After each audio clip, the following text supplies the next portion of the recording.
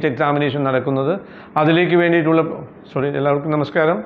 May 5-ാം തീയതി നടക്കുന്ന NEET എക്സാമിനേഷന് വേണ്ടി പ്രിപ്പയർ ചെയ്യുന്ന വിദ്യാർത്ഥികൾ മെയ് 5-ാം തീയതി നടക്കുന്ന നീറ്റ് എക്സാമിനേഷന് വേണ്ടിയിട്ടുള്ള ലാസ്റ്റ് റൗണ്ട് ഓഫ് പ്രിപ്പറേഷനിലാണെന്നുള്ള കാര്യം എല്ലാവർക്കും അറിയാവുന്ന കാര്യമാണ്.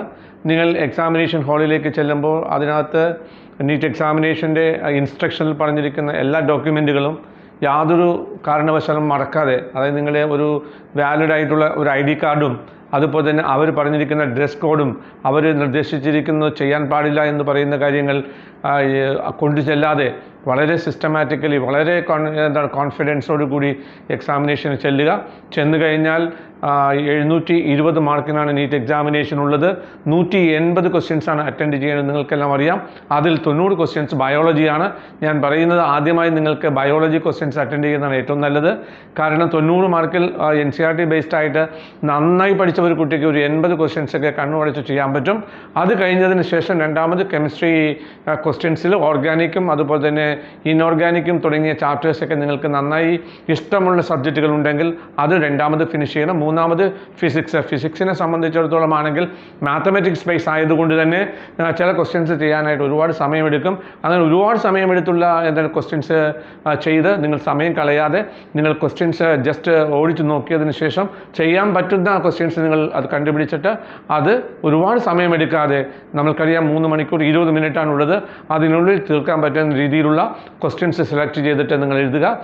720-ൽ ഒരു 600 മാർക്കും അതിന് മുകളിൽ വാങ്ങുകയാണെങ്കിൽ ഉറപ്പായിട്ട് നമുക്ക് ഗവൺമെൻറ് മേഖലയിൽ വളരെ തുച്ഛമായ ഫീസിന് പഠിക്കാൻ പറ്റുന്ന രീതിയിലുള്ള അഡ്മിഷൻ കിട്ടാനുള്ള ചാൻസ് ഉണ്ട്.